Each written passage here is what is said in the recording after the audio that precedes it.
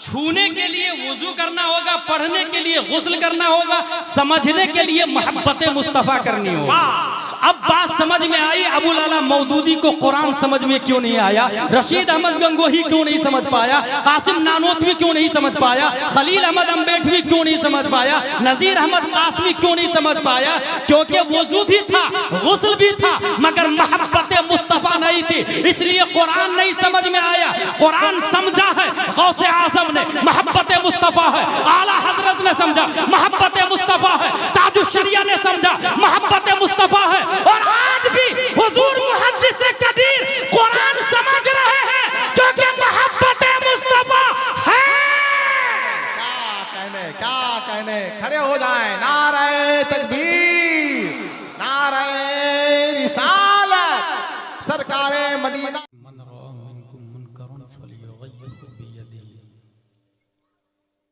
कोई भी चीज तमन्ना से हासिल नहीं होती, उसके लिए अमली तौर पर कोशिश करनी होती।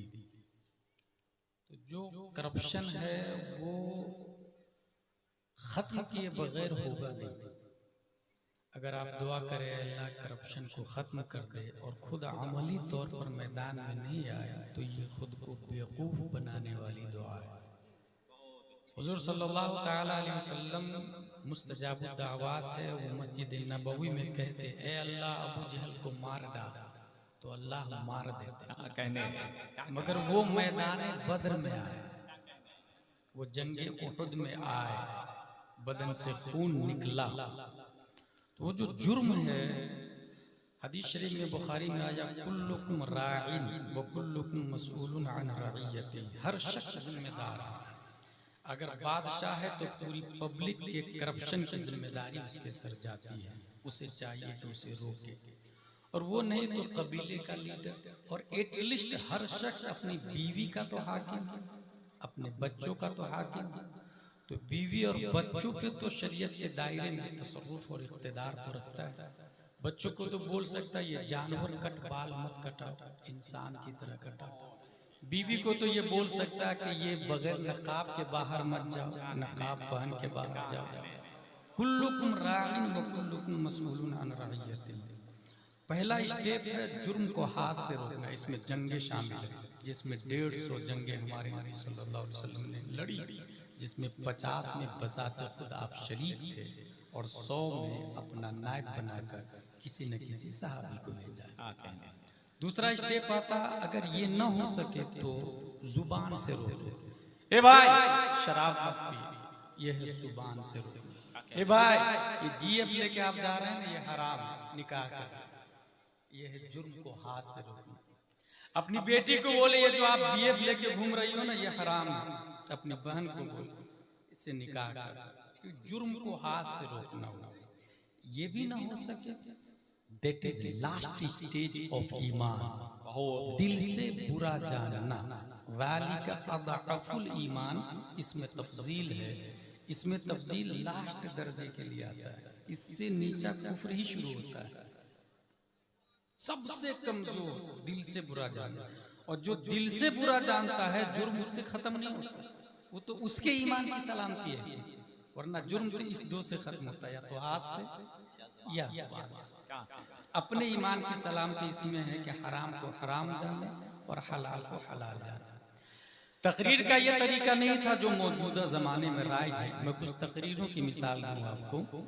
मैं एक तकरीर जानता हूं जो 3 लाइन की तकरीर है, और 3 लाइन की तकरीर सुनने के बाद 7000 के मजमा पर इश्क़ मुस्तफ़ा का वो नशा तारी हुआ था कि 800 साल तक कुफ्र की छाती पर इस्लाम का झंडा लहराता रहा।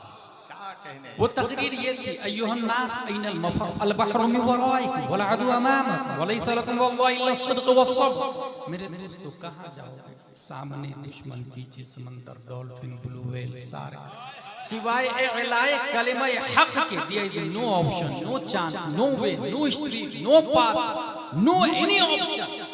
ये जुमला सुनने के बाद जो 7000 का मजमा था कश्ती में माचिस जलाई, और उसके बाद जो जंग लड़े स्पेन में 800 साल तक हम ही कामयाब और गालिब थे। एक और तकरीर है जिसको सुनने के बाद लोग तौबा करके नहीं उठते थे, बल्कि खशियत इलाही से रूह जिस्म को छोड़ देती थी, रूह जिस्म से निकल जाता था। जलसे के एंड में लोगों की लाशें उठाई जाती थी, कभी 2, कभी 5, कभी 10, कभी 15। ये जलसा ये गौसिया था। मुकर्रिर खुसूसी शेख अब्दुल कादिर जिलानी हुआ करते थे। वो जो पहला वाला जलसा था उसके मुकर्रिर खुसूसी हजरत तारिक बिन जियाद रज़ियल्लाहु ताला अन्हु हुआ करते थे। हजरत उमर फारूक आज़म वगैरह भी तकरीर करते थे, नाम भी उमर बिन खत्ताब था। मगर तकरीर का तरीका ये था, वो तकरीर कर रहे थे, लोगों दैन भर बहुत ज्यादा रखते हो, कुछ कम रखो। तकरीर से नीचे उतरे, खातून ने दामन पकड़ लिया। कुरान शरीफ में आया वआतीतुम इहदाहुन्ना क़िंतारा, महर में माले कसीर दिया। तो अल्लाह माले कसीर का जिक्र कर रहा और आप माले कलील की बात कर रहे हैं। हजरत उमर जैसे खतीब आदमी जिनकी खिताबत से मुतासिर को हजरत उस्मान गनी ने पहले खुतबे के बाद कहा था, मेरे खानदान में कोई खतीब नहीं। और ये जुमला कह के बैठ गए थे उस्मान गनी, पहली बार जब खलीफा बनने के बाद खुतबा दिए थे। उमर फारूक आजम जैसे खतीब खुतबा देने के बाद नीचे उतरते, खातून ये कहती है, खातून का जुमला सुनने के बाद आप फरमाते हैं अल्लाहुम्मा कुल्लु अहदिन अफ़क़हु मिन उमर। फिर रिटर्न मिंबर पर गए, अपनी तकरीर से रुजू किया और ये कहा कि मैंने माले कलील की बात की। कुरान शरीफ में आया खूब महर देने का। मतलब ये कि खिताबत मौसिर होती है, गुफ्तगू मौसिर होती है और पब्लिक गोश पर आवाज रहती है। हजरत इमाम शाफी रज़ियल्लाहु ताला अन्हु ने लिखा कि मैं जा रहा था, रास्ते में जुम्मा की नमाज पढ़ने के लिए मस्जिद में गया। इमाम साहब खतीब साहब तकरीर कर रहे थे। अल्लाह तबारक व तआला ने 2 सूर पैदा किया है, एक सूर से दुनिया खत्म हो जाएगी, दूसरे सूर से दुनिया उठेगी। इमाम शाफी ने कहा अय्यो शेख इत्तक़िल्लाह, अल्लाह ताला खलक़ सूरन फ़क़त व हुवा नुफ़िख़ मररतैन। इमाम साहब अल्लाह से डरे, अल्लाह ने एक ही सूर पैदा किया, वही 2 बार फूंका जाएगा। इमाम ने वहीं से चप्पल उठा के इमाम शाफी को मारा था। जुमे के खतीब ने इमाम शाफी को चप्पल उठा के मारा। इमाम का मारना तक मुक्तदी भी मारने लगे। इमाम शाफी कहते हैं उस वक्त तक मारते रहे जब तक मुझसे ये इकरार न करवा लिया कि अल्लाह ने 32 सूर पैदा किए। हासिल ये कि जलसे या खिताब या बातें मौसिर होती हैं और इसकी वजह से इस्लाम में इनकलाब आया। मैं भारत के एक जलसे के बारे में बताऊं, 5, 6, 7 मई 1972 का जलसा है। उसमें हुजूर सैयदुल उलमा है, हुजूर अहसनुल उलमा है, हुजूर अल्लामा मुश्ताक अहमद निजामी है, अल्लामा सिराजुल हुदा गयावी है, हुजूर बेकलुत शाही है, हुजूर हाफिज मिल्लत है, मुफ्ती आजम हिंद भी है, मुजाहिद मिल्लत भी है, रीढ़ की हड्डी की हैसियत से अल्लामा अरशदुल कादरी भी है। उस जलसे से कौम को जो फायदा और बेनिफिट हुआ, उस बेनिफिट को आज भी दुनिया अल जामिअतुल अशरफिया मुबारकपुर के नाम से याद करती है। तो जलसे हुजूर अल्लामा अरशद अली रहमा फरमाते हैं वो जलसा जिससे कोई तंजीम या तहरीक या मस्जिद या मदरसा न बने, वो जलसा औरत की तरफ बाँझ है जो लावलद है। जिस तरह औरत का बच्चा नहीं होता वो अपने आप में मायूस होती, ऐसी औरत की तरफ वो जलसा है। इसका मतलब जलसा अपने आप में इस्लाम का बहुत ही बड़ा सरमाया है। अगर आप सुनने की नीयत और सीखने की नीयत से हैं तो 1 sentence can change your life. एक ही बात आपकी जिंदगी बदलने के लिए काफी है। हुजूर सल्लल्लाहु अलैहि वसल्लम ने फरमाया जुर्म को हाथ से रोको, ये ना हो सके तो जुबान से, ये भी ना हो सके that is last stage of ईमान, दिल से बुरा जाना। सन हिजरी 7 में हुजूर सल्लल्लाहु अलैहि वसल्लम चूंकि अमली लीडर थे, सिर्फ बोलते नहीं थे, वो करते भी थे। सन हिजरी 7 में जुर्म को रोकने के लिए 7 बादशाह को खत लिखा, जिसमें से बादशाह कौन कौन था हमने लिख करके लाया। ये बादशाह था हबशा का बादशाह नज्जाशी, मिस्र का मक़ौक़िस, फारिस का शाह फारस जिसको किसरा भी कहा जाता, रोम का कैसर, मुंदिर बिन सावी साहिब यमामा और हाकिम दमिश्क। 7 बादशाह को आपने खत लिखा। खत में का हासिल यही था, लोगों अल्लाह का रसूल हूं मैं, आप ईमान लाए, आप ईमान लाएंगे तो पब्लिक भी ईमान लाएगी और पब्लिक के ईमान लाने का सवाब भी आपको मिलेगा। 1400 साल पहले जो खत था वो हूबहू आज भी महफूज है, किताबों के अंदर वो खत लिखा हुआ है। हुजूर सल्लल्लाहु अलैहि वसल्लम ने जो खत लिखा है वो खत ये है, बिस्मिल्लाहिर्रहमानिर्रहीम मिन मुहम्मदिन रसूलिल्लाह इला किसरा अज़ीम फारिस, अल्लाह के नाम से शुरू जो निहायत मेहरबान रहम वाला। सलामुन अला मन इत्तबअल हुदा व आमन बिल्लाहि व रसूलिहि व शहिदा अल्ला इलाहा इल्लल्लाह वहदहु ला शरीका लह व अन्ना मुहम्मदन अब्दुहु व रसूलुहु अदउका बिदाइयतिल्लाह फ इन्नी अना रसूलुल्लाह इलन नास काफ़ा लिउनदिरा मन काना हय्या व यहिqqल क़ौलु अलल काफ़िरीन अस्लिम तस्लम फ़इन अबैता फ़अलैका इस्मुल मजूस। ये हुजूर सल्लल्लाहु अलैहि वसल्लम ने जो बादशाहों को खत लिखा, उस खत का हासिल ये है। इस सिलसिले में मैं दो आदमी का जिक्र करूंगा, एक है किसरा का बादशाह, एक है फारिस का बादशाह, ईरान का बादशाह किसरा, एक है रूम का बादशाह कैसर। कैसर ने जब हुजूर सल्लल्लाहु ताला अलैहि वसल्लम के खत को देखा, होंठों से लगाया, आंखों से लगाया, सर पे रखा और सोने की डिबिया में सबसे ऊंची जगह महफूज कर दिया, क्योंकि हुजूर सल्लल्लाहु अलैहि वसल्लम का खत था। हुजूर सल्लल्लाहु अलैहि वसल्लम ने फरमाया, मेरे खत का अदब किया उसने अपने मुल्क को बचा लिया, कद हफ़िज़ मुल्का, उसने अपने मुल्क को बचा लिया। दूसरा सुपर पावर नबी सल्लल्लाहु अलैहि वसल्लम के जमाने में ईरान है। ईरान के बादशाह किसरा के पास जब खत पहुंचा, वो जलाल में आया और हुजूर सल्लल्लाहु अलैहि वसल्लम का खत लेके टुकड़े टुकड़े करके हवा में फेंक दिया। हुजूर सल्लल्लाहु ताला अलैहि वसल्लम को खबर पहुंची, आपने फरमाया, मज़्ज़क़ किताबी मज़्ज़क़ल्लाहु मुल्का, उसने मेरे खत को फाड़ा, अल्लाह उसके मुल्क को फाड़ देगा। हुजूर सल्लल्लाहु ताला अलैहि वसल्लम की दुआ हो या बद्दुआ हो, वो कबूल होती है।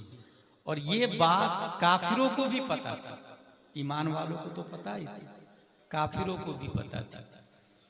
चंद दिनों के बाद में बेटे के हाथों खुद ईरान का बादशाह मारा गया।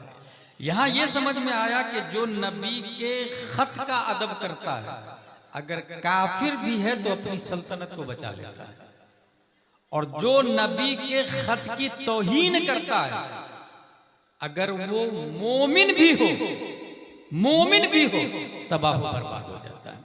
इसका मतलब ये हुआ जो आला हज़रत ने फरमाया, साबित हुआ कि जुमला फराइज फुरू हैं, असलुल उसूल बंदगी उस्ताज वर्ग है। साबित हुआ कि जुमला फराइज फुरू हैं, असलुल उसूल बंदगी उस्ताज वर्ग की है। हुजूर सल्लल्लाहु ताला अलैहि वसल्लम ने ऐलान किया, ऐलान कि खबर पूरी दुनिया में धीरे धीरे धीरे फैलने लगी। रोम के पास में, रोम के कैसर के पास में अबू सुफियान का एक काफिला गया। अबू सुफियान का मुतालबा किया, पता चला कि ये मक्का शरीफ से काफिला आया हुआ है। कहा, हमने सुना है कि एक शख्स नबूवत का ऐलान कर रहे हैं। कहा, हाँ, तुम में जो सबसे ज्यादा नसब में उनके करीब है वो मेरे पास आ जाए, मैं उनके बारे में कुछ पूछूंगा, और बाकी जो लोग हैं वो उनके पीछे हो जाए। बकिया लोगों से ये कह दिया, अगर ये सच बोले तो तुम तायीद करना, अगर ये झूठ बोले तो तुम बताना मुझे ये झूठ बोल रहे हैं। एक नबी के बारे में मिले बगैर एक काफिर इंक्वायरी कर रहा है कि क्या वाकई में वो नबी है, और इंक्वायरी के जो तरीके हैं उस तरीके को देखें कि इंसान सच्चा कैसे है और झूठा कैसे है। 1400 साल पहले डिटेक्टर मशीन का नामो निशान नहीं था, अल्ट्रासाउंड नहीं था, चैट जीपीटी नहीं थी, गूगल नहीं था, दुनिया की कोई टेक्नोलॉजी नहीं थी सच को पहचानने का तरीका। कैसर रोम ने कहा कि मैं तुमसे सवाल करता हूं, सवाल का जवाब तुम देना। अब सवाल सुनो, ये बुखारी शरीफ के अंदर सवाल आया, ये है बुखारी शरीफ, और बुखारी शरीफ के अंदर यह हदीस हजरत अब्दुल्ला बिन अब्बास रज़ियल्लाहु ताला अन्हु से मरवी है। हजरत अब्दुल्ला बिन अब्बास रज़ियल्लाहु ताला अन्हु से ये बुखारी शरीफ है।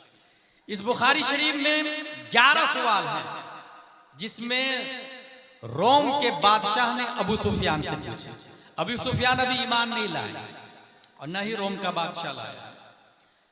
अन्ना अबा सुफियान बिन हर्ब अखबरहु अन्ना हिरक़ल अरसल इलैहि फी रकबि मिन कुरैश कानु तुज्जारन बिशाम फिल मुद्दति अल्लती कान रसूलुल्लाह सल्लल्लाहु अलैहि वसल्लम माद्दा फिहा अबू सुफियान व कुफार कुरैश। उस जमाने में ईमान तो नहीं लाए थे मगर मुआहदा में थे। पहला सवाल देखें, कैफा नसबहु फीकुम, तुम लोगों में उनका नसब कैसा है, यानी उनका नसब करप्टेड तो नहीं है। अबू सुफियान का जवाब है हुआ फीना जू नसब, उनका नसब बहुत अफजल वाला। हुजूर सल्लल्लाहु अलैहि वसल्लम के नसब के बारे में इतना याद रखिएगा, हजरत अब्दुल्ला से लेकर हजरत आदम तक एक भी बाप बगैर निकाह के नहीं और न ही एक माँ बगैर निकाह के। पाक पीठ से पाक पेट से हुजूर सल्लल्लाहु ताला अलैहि वसल्लम का नूर सदरन बाद सदरिन सुलबन बाद सुलबिन रजुलन बाद रजुलिन इमरातन बाद इमरातिन मुंतकिल होते होते हजरत अब्दुल्ला और हजरत आमिना रदियल्लाहु अन्हुमा तक पहुंचा। एक भी, इसका मतलब ये हुआ कि आज भी अगर कोई इंसान ये चाहता है कि वो ओरिजिनल गुलामे नबी बने तो उसके बाप का माँ का निकाह के जरिए उसका पैदा होना जरूरी है। अगर माँ बाप में से एक भी लिविंग रिलेशन में बगैर निकाह के तो उसके घर में कोई गुलाम मोहम्मद नहीं पैदा हो सकता। एक भी अगर जीएफ और बीएफ के जरिए पैदा हुआ, जैसा कि अमेरिका में निकाह खत्म हो गया, वहां हरामियों की लंबी लाइन लगी हुई है, कोई पूछने वाला नहीं, वहां उसको जायज ही कर दिया बस, तो वो गुनाह ही नहीं। अल्लाह का शुक्र है कि अभी उलमा जिंदा है और हमारा निकाह जिंदा है, निकाह होता है। एक भी बगैर निकाह वाला हो तो उसके घर में कोई अल्लाह का वली नहीं हो सकता। हुआ फीना दू नसब, जिब्रील अलैहिस्सलाम का कहना, रुए जमीन पर कुरैश से अफजल कोई नहीं और कुरैशों में बनी हाशिम से अफजल कोई नहीं और बनी हाशिम में अब्दुल्ला से बेहतर किसी को नहीं पाया है। और अब्दुल्ला के पीठ से प्यारे मुस्तफा सल्लल्लाहु ताला अलैहि वसल्लम जलवगर हुए। आला हजरत ने जिब्रील अलैहिस्सलाम की इस फिक्र के बारे में कहा, यही बोले सिदरा वाले चमने जहां के थाले, सभी मैंने छान डाले तेरे पाए का न पाया। लम याते नजीरों का फी नदरी मिथले तू न शुद्ध पैदा जाना, जगराज के ताज तुरे सरसो है तुझको शहीद दूसरा जाना। दूसरा सवाल, फहल क़ाल हाज़ल क़ौल फ़ीकुम अहदुन क़त्तु क़ब्ला, तुम में से कोई इसका दावा पहले भी किया है कि मैं नबी हूं? हुजूर सल्लल्लाहु अलैहि वसल्लम का क्या दावा है? ला इलाहा इल्लल्लाह इन्नी रसूलुल्लाह, अल्लाह के सिवा कोई माबूद नहीं, मैं अल्लाह का सच्चा रसूल हूं। बादशाह, काफिर बादशाह पूछ रहा है, क्या ये दावा किसी और ने भी किया है? अबू सुफियान ने कहा अल्लाह। अबू सुफियान भी ईमान वाले नहीं है। देखिएगा, इसका मतलब गवाही काफिर के बारे में भी या मोमिन के बारे में भी, गवाही किसी के बारे में भी सच देना चाहिए। यह आज का जमाना नहीं, 1400 साल पहले की बात बता रहा हूं। अब तो गवाह परचेज किए जाते, लॉयर परचेज किए जाते, जज भी परचेज किए जाते, सब पेएबल हो चुके हैं, मगर एक आम आदमी गवाही दे रहा है, ईमान नहीं लाया ला ना, इससे पहले किसी ने दावा नहीं किया। तीसरा सवाल, फहल कान मिन आबाइहि मिन मलक, उनके खानदान में कोई बादशाह गुजरा है? तीसरा सवाल कैसर रोम ने किया अबू सुफियान से। अबू सुफियान का जवाब है अल्लाह, कोई बादशाह भी नहीं गुजरा। ये सवाल क्यों किया? क्योंकि बादशाह के बेटे के अंदर एटीट्यूड होता है, अगर पब्लिक उतार भी दे तभी वो खून खत्म नहीं होता, वो शान शौकत, वो डिग्निटी खत्म नहीं होती। तो हो सकता है बादशाह का बेटा हो और बादशाह छिन गई हो, इसलिए दावा कर रहा हो, नई चाल चल रहा हो। इसलिए तीसरा सवाल, उसके खानदान में कोई बादशाह तो नहीं? कहा अल्लाह, कोई बादशाह नहीं। चौथा सवाल, फाशराफुन नास इत्तबअू अम दुअफाऊ, गरीब लोग ईमान ला रहे हैं या अमीर लोग? चौथा सवाल, हुजूर सल्लल्लाहु अलैहि वसल्लम को मानने वाले गरीब लोग हैं या अमीर लोग? अबू सुफियान का जवाब दुअफाऊ, गरीब लोग ईमान ला रहे हैं।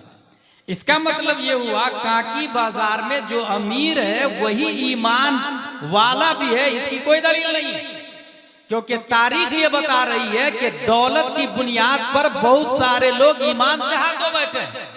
क्या हराम क्या हलाल, anyhow condition, I want to money, I get money, जिसकी बुनियाद पर उसका ईमान कब का जा चुका है।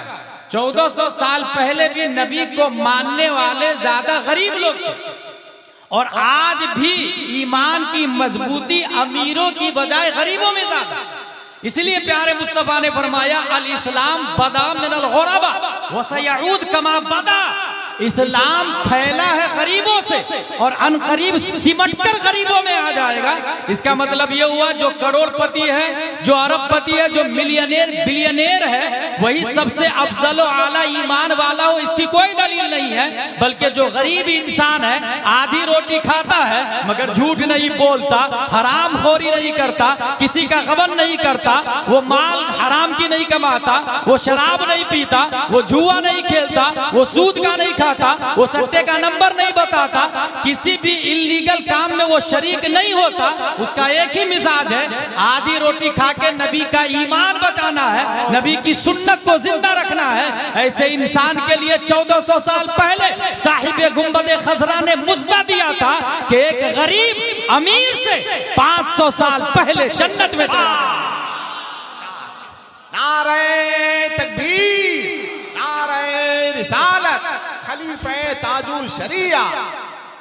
गरीब लोग ईमान ला रहे हैं या अमीर लोग? चौथा सवाल था, जवाब अबू सुफियान का, गरीब लोग ईमान ला रहे हैं, दुअफाउहुम। पांचवा सवाल, अयज़ीदून अम यनकुसून, तादाद ईमान वालों की बढ़ रही है या घट रही है? अबू सुफियान का जवाब यज़ीदून, धीरे धीरे बढ़ रही है। और कुरान शरीफ में आया हो अल्लज़ी अरसला रसूलहु बिल हुदा व दीनिल हक़ लियुज़हिरहु अला दीन कुल्ली।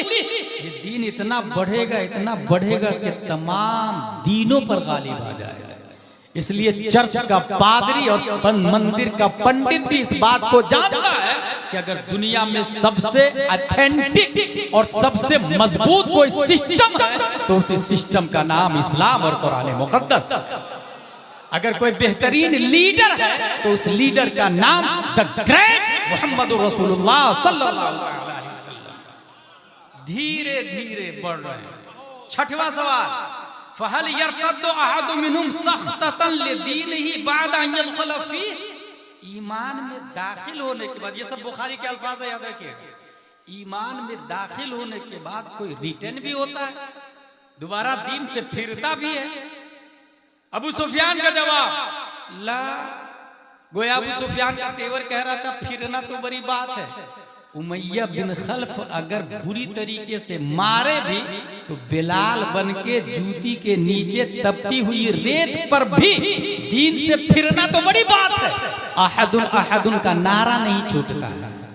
अल्लाह एक है, अल्लाह एक है। गोया बिलाल का तेवर बोल रहा है कि जान दे सकता हूं मगर दीन से फिर नहीं सकता हूं, मुस्तफा का ये दिया हुआ निजाम नहीं दे सकता हूं। और यहीं पर एक बात समझ में आ रही है, रूए जमीन का सबसे घटिया आदमी अबू जहल है, उमैया बिन खल्फ है, उतबा है, शीबा है। सबसे घटिया वो है जिसने नबी को मारा या फिर वो जिसको नबी ने मारा। उमैया बिन खल्फ घटिया लोगों में है, घटिया लोगों में। उसके घटिया जूती के नीचे, घटिया मकान का घटिया मालिक की जूती के नीचे, यानी तजलीले मकानी हजरत बिलाल के साथ में हुआ। तजलीले मकानी प्यारे मुस्तफा सल्लल्लाहु अलैहि वसल्लम ने उसी मक्के में, मदीना शरीफ में नहीं, उसी मक्के में अफजल घर खाना काबा है और अफजल घर के मालिक हमारे नबी सल्लल्लाहु अलैहि वसल्लम। सबसे घटिया आदमी देखिएगा अबू जहल एंड कंपनी, और उसकी जूती के नीचे बिलाल है। हुजूर सल्लल्लाहु अलैहि वसल्लम सबसे अफजल घर के अफजल मालिक, अफजल घर की छत के ऊपर रख के कहा अल्लाहू अकबर का नारा लगाओ ऐ बिलाल, ताकि दुनिया वाले देख ले जो सबसे घटिया घर के मालिक की जूती के नीचे थे बेएतबारे मकान के, उसको काबा की छत पर अल्लाह के घर के ऊपर उठा दिया और बेएतबारे रुतबा के जन्नत में अपने आगे उनकी जूती की आवाज हजरत मुस्तफा ने समाई। हुजूर सल्लल्लाहु ताला अलैहि वसल्लम। तो ईमान से फिरने की बात आप करते हैं। यहीं पर वो लोग जो 1000-2000 में वोट बेच देते हैं, वो अपने बारे में जायजा ले। जो चंद रुपयों की खातिर ये नहीं देखते कि दीनदार है या नहीं है। मेरे लिए, मेरी लड़की के लिए अमीर लड़का ढूंढना, ये वो लोग समाप्त करें इस बात को जिसके दिमाग में भूत सवार है, दुनिया की दौलत का खबत सवार है। वो सब कुछ दुनिया को समझ रहे हैं, उन्हें पता ही नहीं कि दुनिया, अगर मैं यहीं पर हसन रजा तर बुकारवी साहब की बुला, बेहतरीन अदीब और बेहतरीन आलिम है, ये मच्छर पकड़ा, मच्छर कौन खरीदेगा 5 रुपया में? कोई खरीदेगा? आप लोग कहेंगे are you nonsense, are you bullshit, what are you saying, क्या बोल रहे हो तुम, मच्छर बेच रहे हो, कोई नहीं खरीदेगा ना। मगर हदीस शरीफ के अंदर आया पूरी दुनिया की कीमत मच्छर के पर बराबर भी नहीं, उसी दुनिया के लिए लोग मरे जा रहे हैं। मैं मच्छर बेच रहा हूं, पूरा मच्छर तो कोई खरीदने को तैयार नहीं 5 रुपया, और जमीन के लिए मरे जा रहा है, खेत के लिए मरे जा रहा है, घर के लिए मरे जा रहे हैं, दौलत के लिए मरे जा रहे हैं। मच्छर खरीदने वाले को बेवकूफ कहा जा रहा है, जबकि हदीस शरीफ के अंदर आया हदीस कुदसी है। हदीस कुदसी का मतलब बात अल्लाह की जुबान मुस्तफा की। अल्लाह फरमा रहा पूरी दुनिया की वैल्यू मच्छर के पर बराबर भी नहीं है। जब मच्छर के पर बराबर भी नहीं है, इस चीज को सहाबा ने समझा, इसलिए जूती की नोक पर दौलत को रखा और मोहब्बत मुस्तफा को आंखों का सुरमा बनाया। जिंदाबाद जिंदाबाद जिंदाबाद। क्या कोई दाखिल होने के बाद निकलता मुर्तद होता? कल्ला। अबू सुफियान अल फज़ल मा शहिद बिहिल आदा, कमाल यही, खूबी वही है जिसकी गवाही दुश्मन भी दे। अबू सुफियान दुश्मन थे उस वक्त, ईमान नहीं लाए, वो गवाही दे रहे नहीं। एक बार जो घुस जाता है ईमान में दोबारा पलटता नहीं। 7वां सवाल, फहल कुंतुम तत्तहिमूना बिल किज़्ब क़ब्ल अन यक़ूलू मा क़ाल अन यक़ूला मा क़ाल, इससे पहले कभी तुम लोग झूठ की तोहमत लगाए ऊपर? अबू सुफियान ने कहा ला, कभी वो झूठ की तोहमत नहीं लगा। गौर कीजिएगा, नबी ने कब ऐलान किया था मैं नबी हूं? 40 साल की उम्र शरीफ में। पहली आयत कब उतरी थी? 40 साल की उम्र शरीफ में, और दिन था पीर का। हुजूर सल्लल्लाहु ताला अलैहि वसल्लम पर पहली आयत इक़रा। अच्छा, बहुत ज्यादा मुतफक्किर, बहुत ज्यादा मुतहय्यर, मुतअज्जिब सल्लल्लाहु अलैहि वसल्लम, पसीने में शराबोर, आके अपनी ज़ौजा से कहते हैं ज़म्मिलूनी ज़म्मिलूनी ज़म्मिलूनी। ज़ौजा ने चादर उड़ाई, और ज़ौजा ने जो जुमला कहा हजरत खदीजतुल कुबरा रज़ियल्लाहु ताला अन्हा ने, आज भी किताबों में दर्ज है। वो फरमाती है वल्लाहि ला युख्ज़िकल्लाहु अबदा, अल्लाह आपको रुसवा नहीं करेगा। इन्नका लतसिलुर रहिमा व तहमिलुल कल्ला व तक्सिबुल मअदूमा व तुईनु अला नवाइबिल हक व तुक़रिउल ज़ैफ़ा, क्योंकि आप सिला रहमी करती हैं, बेकसों के कस हैं, बेचारों के चारा हैं, आप नादारों के लिए किफालत का सामान मुहैया करते हैं, मेहमान नवाजी करते हैं, और अमरे मुश्किल में हक पर डटे रहते हैं। अल्लाह आपको रुसवा नहीं करेगा। ये 5 सिफतें हजरत खदीजा ने रिवायत की हुजूर सल्लल्लाहु अलैहि वसल्लम के हवाले से। हासिल ये कि पैदाइश से लेकर 40 साल तक झूठ बोलना हराम है। कहाँ लिखा? कहाँ लिखा? अच्छा, यहाँ एक बात बताता हूं मैं, हम लोग माँ से निकाह नहीं करते। क्यों नहीं करते भाई? इसलिए नहीं करते कि मुआशरा नहीं करता है, या इसलिए नहीं करते कि कुरान में आया हराम है। Should be noted this point. हम लोग खिंजीर का गोश्त नहीं खाते। क्यों नहीं खाते भाई? मुआशरा में हराम, मुआशरा नहीं खाता इसलिए नहीं खाते, समाज नहीं खाता, काकी बाजार वाले नहीं खाते इसलिए हम नहीं खाते, या कुरान ने कहा हराम है इसलिए हम नहीं खाते। जिनके पास दीन की थोड़ी बहुत भी सूझबूझ होगी तो वो ये जवाब देगा कि कुरान में आया हराम। क्यों? क्या इस्लाम मुआशरा से नहीं चलता है, मुआशरा इस्लाम से चलता है। इस्लाम समाज से नहीं चलता, इस्लाम लोगों के नजरियात और ख्यालात से नहीं चलता। इसका मतलब क्या हुआ? माँ से निकाह करना हराम, बहन से निकाह करना हराम, ये कुरान में आया। हुर्रिमत अलैकुम उम्महातुकुम व बनातुकुम व अखवातुकुम। खिंजीर का गोश्त खाना हराम कुरान में आया। हुर्रिमत अलैकुमुल मैततु वद्दमु वलहमुल खिंजीर। अब मेरा कहना यह है कि इसी कुरान में आया झूठ बोलना हराम है, लानतुल्लाहि अलल काज़िबीन। इसी कुरान में आया नमाज छोड़ना हराम है, फवैलुल लिल मुसल्लीन अल्लज़ीना हुम अन सलातिहिम साहून। इसी कुरान में आया गीबत करना हराम है, अतअकुलून लहम अखीहि मैतन फकरिहतुमूह। इसी कुरान में आया नफ्सानी ख्वाहिशों की पैरवी करना जायज नहीं, ला तत्तबिउ खुतवाति शैतान। इसी कुरान में आया नबी की आवाज से अपनी आवाज को ऊंची करना जायज नहीं, ला तरफउ अस्वातकुम फौqa सौतिन नबी। इसी कुरान में आया जमीन पर इतरा कर चलना जायज नहीं, वला तमशु फिल अर्दि मरहा। अब हम बहन से निकाह नहीं कर रहे मगर झूठ बोल रहे हैं, इसका मतलब बाज आयतों पर अमल है, बाज आयतों पर अमल नहीं है। That is not true, that is not fact, that is not true. क्या कहने हैं? ये समझने वाली बात है कि अगर हम हराम से बचते हैं इसलिए कि कुरान ने हराम कहा है, तो यकीनन तमाम हराम से बचना चाहिए। झूठ बोलना हराम। और आयत कब उतरना शुरू हुई? नबी की उम्र जब 40 साल की थी। सवाल ये, पैदाइश से लेकर 40 साल तक नबी किस हिसाब से चल रहे थे? कुरान तो आया ही नहीं था, कुरान था, नाज़िल नहीं हुआ था। याद रखिएगा, ये फलासिफा और मुअतज़िला का कहना है कि कुरान मखलूक है। हमारा अकीदा है कुरान मखलूक नहीं, अल्लाह की सिफत। कुरान है, लौह महफूज पर है। नाजिल कब होना शुरू हुआ? नबी की उम्र शरीफ 40 साल की थी। तो पैदाइश से लेकर 40 साल तक नबी किस हिसाब से चल रहे थे? किसको फॉलो कर रहे थे? किसकी इत्तिबा कर रहे थे? अगर डीप में आप जाएंगे तो सिर्फ एक जवाब मिलेगा, अल्लाह ने 2 कुरान दिया है।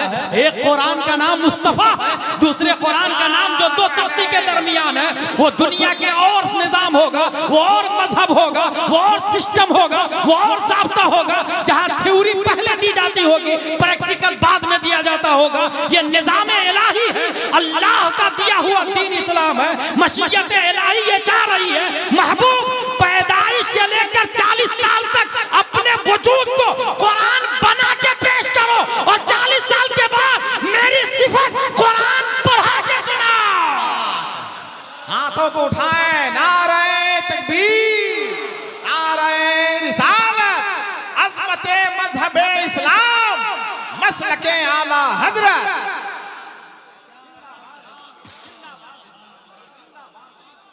कुरान नाज़िल ही नहीं हुआ, झूठ हराम है, ये आयत उतरी नहीं, मगर नबी झूठ नहीं बोले।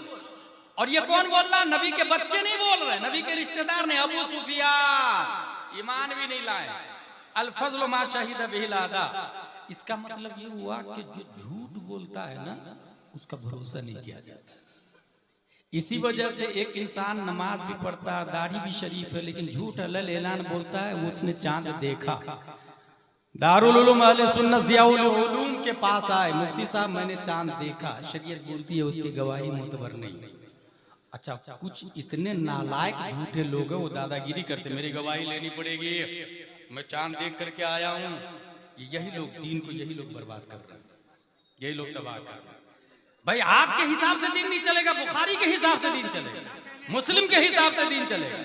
अगर इसने बोल दिया कि फासिक की गवाही मोतबर नहीं है, आपने चांद देखा ना, तो आपके लिए है ना ऑप्शन। शरीयत ये कह रही कि आप अकेले रोजा रखें, लेकिन दारुल क़ज़ा में आपकी बात मोतबर नहीं होगी, इंदल क़ज़ा मोतबर नहीं होगी। आपके लिए रोजा का हुक्म है, मगर आपकी बातों पर ऐलान कर दिया जाए नहीं, क्योंकि माजी में आप झूठ बोल चुके हैं। अल्लाह आरफ़ा बिल किज़्ब इत्तहमा बिस्सिद्क़। जो इंसान झूठ में मशहूर हो जाए, वो सच में भी मुत्तहम होगा।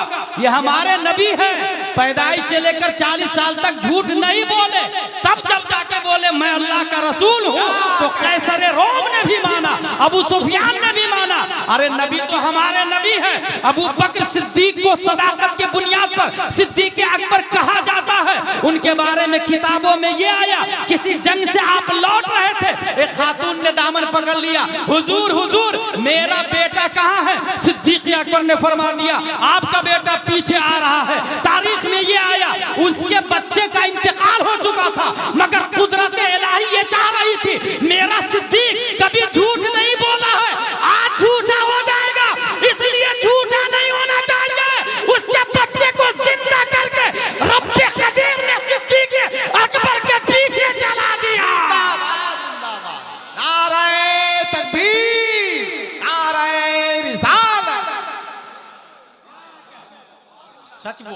मजबूती से सच का दामन थाम ले। कारोबार में हुजूर इसके बगैर काम नहीं चलता। गलत किसने बोल दिया काम नहीं चलता? दुनिया में सबसे बेहतरीन बिजनेसमैन माजी में अगर किसी को जानता हूं मैं उलमा में, तो इमाम आजम अबू हनीफा रज़ियल्लाहु ताला। 500 से ज्यादा वर्कर थे हसन भाई, 500 से ज्यादा वर्कर उनके अंडरटेकिंग में थे, मगर इतना बेहतरीन सच्चाई का निजाम था कि अगर कोई कपड़ा ऐब वाला बगैर बताए बेच कर आ जाते तो वापस भेजते अपने वर्कर को। ऐब का पैसा वापस कर, क्या ऐब देखा, ऐब देखा उसको। कौन कहता सच्चाई की बुनियाद पर काम नहीं चल सकता? भाई सच ही में कामयाबी है। अन्नजातो फी सिद्क़ का लफ्ज आया। सच बोल के तो देख, थोड़ी देर के लिए बुरा लगेगा ना, सच बोल के तो देख। सच की बुनियाद पर भरोसा होता। हमारे नबी की सच्चाई थी। यही वजह है कि पैदाइश से लेकर 40 साल तक आपने झूठ नहीं बोला, ऐलान नबूवत किया। 8वां सवाल, फहल यग़दिर, क्या कभी वो ऐलान नबूवत से पहले किसी को धोखा दिया? 11 सवाल है नबी के बारे में। क्या ऐलान नबूवत से पहले कभी किसी को धोखा दिया? अबू सुफियान का जवाब है कुल्तु ला, कभी भी किसी को धोखा नहीं दिया। हमारे नबी फरमाते मन गश्शना फलैसा मिन्ना, जो किसी को धोखा दे वो हम में से है ही नहीं। हम में कितने लोग हैं जो उधार लेके ये तमन्ना करते कि वो मर जाए तो पैसा ही बच जाएगा। बहुत सारे लोग लेने के बाद नियत ही कर लेते हैं कि देना नहीं है यार, किसी तरह दाएं बाएं कर रहा हूं। हंसने वाली नहीं, रोने वाली बात, रोने वाली ये गद्दारी, ये धोखाधड़ी इस्लाम में। अच्छा, इस्लाम के आने से पहले भी अरबों में धोखा वाली आदत नहीं थी। वो लोग बाज़ाब्ता लड़ते थे, सामने सामने लड़ते थे, मुआहदा करते थे, निभाते थे, वो बाज़ाब्ता निभाते थे। और यहाँ पर बल्कि शादी में जो दैन महर है ना, 50% से ज्यादा लोगों ने अपनी बीवी को दैन महर नहीं दिया। 50% से ज्यादा लोगों ने नहीं दिया। क्या ये हराम नहीं? क्या ये गुनाह नहीं? महर की 3 किस्में, महर मुअज्जल, महर मुअज्जल, महर मुतलक। मुअज्जल हैंड टू हैंड महर देना पड़ेगा, उसके बगैर बीवी को हाथ लगाना जायज है। बीवी चाहे तो बिल्कुल आपको इंटरफेयर करने से रोक सकती है अपने मामला, उसको महर मुअज्जल ऐन से कहते हैं। महर मुअज्जल हमजा के साथ में, जिसका टाइम फिक्स हो, 2 महीने में दैन महर दूंगा या 10 महीने में या 1 साल में, उस टाइम तक आपको इख्तियार है। उस टाइम के बाद फिर औरत को इख्तियार है, वो आपको हाथ लगाने नहीं दे सकती। और महर मुतलक जिंदगी में कभी दे, लेकिन है कर्ज, ये मैयत पे जाके माफ करवाना, ये इस्लाम नहीं है। ये काफिरों का रस्म रिवाज है, ये कुफारो मुशरिकीन की तरफ से आया है। इस्लाम तो ये कहता है कि जितनी जल्दी हो सके कर्ज अदा किया जाए। कर्ज के बगैर नफली सदका काबिल कबूल नहीं। नफली सदका वो कर्ज फर्ज है भाई साहब, फर्ज है। इस वजह से बीवी से माफी मत मांगे, या खुद मर जाएंगे तो बीवी को ले जाते माफ कर दो ना, जीते जी उनको दे। और अगर बीवी मर गई नहीं दिया तो क्या मसला है? उसके वारिस को देना पड़ेगा। वारिस में अगर उसका भी हिस्सा होगा, लेकिन देना पड़ेगा, माफ ना। अगर मैदान महशर में बीवी ने दामन पकड़ लिया तो सारी नेकियां ट्रांसफर हो जाएगी। इस बात को हल्के में मत ले, ये हुकूकुल इबाद है, बंदों का हक है, बंदों का। हासिल ये कि गद्र की नियत, मक्कारी की नियत, धोखा की नियत इस्लाम में बिल्कुल इसकी कोई गुंजाइश नहीं। हिरकल ने पूछा फहल यक़दिर, कुल्तु ला। 9वां सवाल, फहल क़ातलतुमू, उनसे जंग करते हो? अबू सुफियान का जवाब कुल्तु नाम, हाँ जंग लड़ते हैं ना हम लोग उनसे, क्योंकि वो कहते हैं कि ईमान लाओ, हम ईमान नहीं लाते। हम लात को मानते, हुबल को मानते, उज्जा को मानते, यगूस को मानते, यऊक को मानते, नस्र को मानते, वद को मानते। ये सब माबूद का नाम है। जैसे अपने यहाँ नहीं है गणपति, दुर्गा, किस्लाम की वगैरह सब, काली मैया सब, ऐसी उस जमाने के लात, उज्जा, मनात, यगूस, यऊक, नस्र, वद कुरान शरीफ में आया माबूदों के नाम। कुरान शरीफ में हमारे उलमा जानते हैं, आप लोग को बता रहा हूं। ये कहते थे कि नहीं 360 है खुदा, और नबी फरमाते थे नहीं, ला इलाहा, कोई नहीं इल्लल्लाह, सिर्फ एक अल्लाह इबादत के काबिल। इसलिए जंग होती है। कैसर रूम का 10वां सवाल, फकैफ कान क़ितालुकुम इय्याह, जंग कैसी रहती है, कौन जीतता है कौन हारता है, इसका जवाब दिया अबू सुफियान ने अल हर्ब बैनना व बैनहु सिजाल यनालु मिन्ना व ननालु मिन्हु, जंग हमारे और उनके दरमियान बराबरी की होती है, कभी हम जीतते हैं कभी वो जीतते हैं, क्योंकि उस वक्त तक जंगे उहुद ही का सामना हुआ। जंगे बद्र के बाद जंगे उहुद में नबी की बात न मानने की वजह से हार का सामना देखना पड़ा। इस वजह से उन्होंने कहा अल हर्ब बैनना व बैनहु सिजाल, बराबरी की जंग होती है, कभी हम जीतते हैं कभी वो जीतते हैं। अब देखिए 11वां सवाल, मादा यामुरुकुम, वो तुम्हें किस चीज का हुक्म देते हैं? उसका जवाब है अबू सुफियान का, यकूल उअबुदुल्लाह वहदह वला तुशरिकू बिही शैया वत्रुकू मा यकूलु आबाउकुम व यअमुरुना बिस्सलात वस्सिद्क़ वल अफ़ाफ़ वस्सिला। वो हमें कहते हैं कि अल्लाह की इबादत करो, उसकी जात में किसी को शरीक मत ठहराओ, बाप दादा जो कहते हैं उसको छोड़ दो, नमाज का हुक्म देते, सदका करने का हुक्म देते, सच्चाई का हुक्म देते, माफ करने का हुक्म देते, सिला रहमी का हुक्म देते हैं। ये 11 सवाल करने के बाद कैसर रोम कहता है, सुनो मैंने ये जो सवाल किया है इन तमाम सवालों के जवाब से मैं इस नतीजे पर पहुंचा हूं, जिस जमीन पर मेरी कुर्सी अभी लगी है अनकरीब इस जमीन के भी मालिक वो हो जाए, और अगर मेरे अंडरटेकिंग में होता तो मैं उन तक पहुंचता और उनके कदम को धोता, उनके कदम को धोता मैं, उनका गसाला लेता मैं।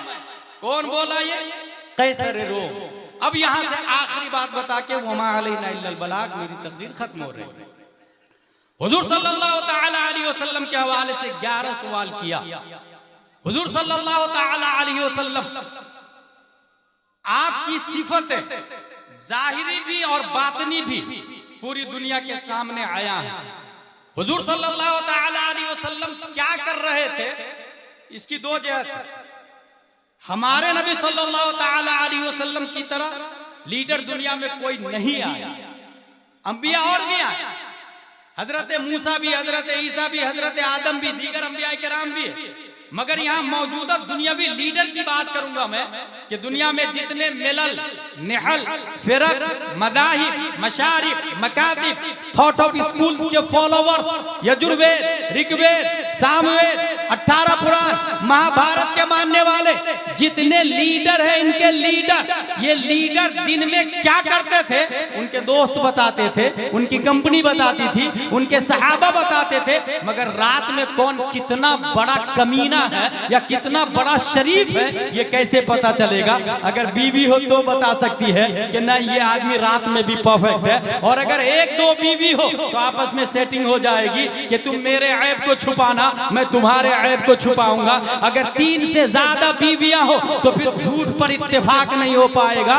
ये बात नुक्ते की है। हुजूर सल्लल्लाहु तआला अलैहि वसल्लम को खल्लाक़े दो आलम ने कई शादियां की इजाजत दी, कई शादियां की, और उसमें एक बारीक हिकमत गामिज़ा ये थी कि हमारे नबी दुनिया के लीडरों से मुमताज हो जाए। दुनिया के लीडर की जलवत लोगों के सामने में है, मगर खलवत किताबों में मरकूम नहीं है, महफूज नहीं है, जुबान जद नहीं है।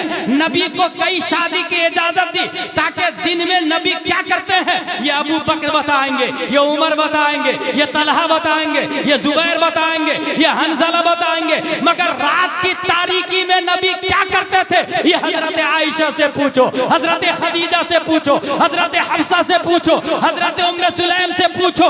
1 से ज्यादा शादियां करने की इजाजत दी ताकि जलवत भी लोगों के सामने में रहे, खलवत भी लोगों के सामने में रहे। यही वजह है लीडर और भी आए मगर कहीं ना कहीं वो ऐबदार है। अगर दुनियावी उयूब से पाक है, ऐब से गुनाहों से पाक है, तो वो कोई और नहीं 571 ईस्वी अब्दुल्ला की पीठ से, आमिना के बदन से, मकाम बैदा पीर के दिन सुबह सादिक मक्के की धरती पर पैदा होने वाले हमारे नबी सल्लल्लाहु अलैहि वसल्लम, जिनके बारे में कुरान ने कहा लक़द काना लकुम फी रसूलिल्लाहि उस्वतुन हसना। कुरान ने कहा कुल इन कुंतुम तुहिब्बुनल्लाह फत्तबिऊनी युहिब्बुकुमुल्लाह। कुरान ने कहा मैं युतिइर रसूल फक़द अता अल्लाह। और बरेली के अहमद रजा खान ने इसी मोमेंट की तर्जमानी की तो कलम से कहा लिख बखुदा खुदा का यही है दर, नहीं और कोई मपर मकर जो वहां से हो यही नारे तकबीर, नारे रिसालत, मदरसा दारुल उलूम ज़ियाउल उलूम, जश्न दस्तार बंदी, अज़मत मजहब इस्लाम। लिहाजा हमारे नबी रोल मॉडल सिर्फ मोमिनों के लिए नहीं, काफिर के लिए भी रोल मॉडल। और वो भी अगर नबी की इत्तिबा करे तो फायदा मिलता है, नबी की पैरवी करे तो फायदा मिलता है, भले दुनिया भी फायदा हो लेकिन फायदा मिलता है। अब एक बहुत बड़ा सवाल आपके सामने ये होगा कि नबी जब इतने अच्छे हैं और ये कुरान और बुखारी शरीफ में लिखा हुआ है तो ये सुन्नियों ही को समझ में आता, सिर्फ वाबी देवबंदी को नहीं समझ में आता, सुले गुल्ली को नहीं समझ में आता, अहले हदीस को नहीं समझ में आता। तो उसका एक बहुत आसान जवाब है मेरे पास, और वो जवाब ये है कि ये जो आपको दिख रहा है ना, इसको कहते हैं नक्श। ये लिखा हुआ दिख रहा है, इसको नक्शा कहते हैं। नक्श, ये लफ्ज नहीं है, नक्श। और इसको जो मैं पढ़ूंगा उसको कहेंगे लफ्ज। जैसे अल्हम्दुलिल्लाह, जैसे वक़्तुहा, ये वक़्तुहा जो बोला मैं, ये है लफ्जी कुरान। और ये जो लिखा हुआ है वक़्तुहा वल्लैलि इज़ा सजा, इसको कहते हैं नक्शी कुरान। अब गौर से सुनो, अगर आपका वुजू नहीं है तो नक्शी कुरान का हाथ पे आना हराम है, लेकिन लफ्जी कुरान जायज है, पढ़ना जायज है, ठीक है। छूना हराम, पढ़ना जायज है। वुजू नहीं तो नक्शी कुरान का हाथ पे आना हराम, गुस्ल नहीं तो लफ्जी कुरान का जुबान पे आना हराम। दो कुरान हो गए, तीसरा कुरान है जो इसका माना है वक़्तुहा, चाश्त की कसम, इसका माना दिमाग में आता है, ठीक। कुरान हाथ में आता, नक्शी कुरान हाथ में आता, लफ्जी कुरान जुबान पर आता, मानवी कुरान दिमाग में आता। वुजू नहीं हो तो कुरान हाथ में नहीं आ सकता, गुस्ल नहीं हो तो कुरान जुबान पर नहीं आ सकता, मोहब्बत मुस्तफा नहीं हो तो कुरान दिमाग में नहीं आ सकता।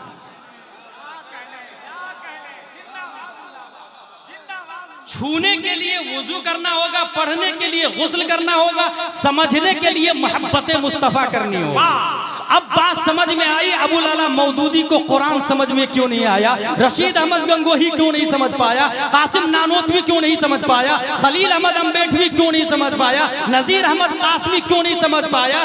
क्योंकि वुजू भी था, गुस्ल भी था, मगर मोहब्बत मुस्तफा नहीं थी, इसलिए कुरान नहीं समझ में आया। कुरान समझा है गौसे आजम ने, मोहब्बत मुस्तफा है, आला हजरत ने समझा, मोहब्बत मुस्तफा है, ताजुश शरिया ने समझा, मोहब्बत मुस्तफा है। और आज भी हुजूर मुहद्दिस कबीर कुरान समझ रहे हैं क्योंकि मोहब्बत मुस्तफा है। क्या कहने, खड़े हो जाएं, नारे तकबीर।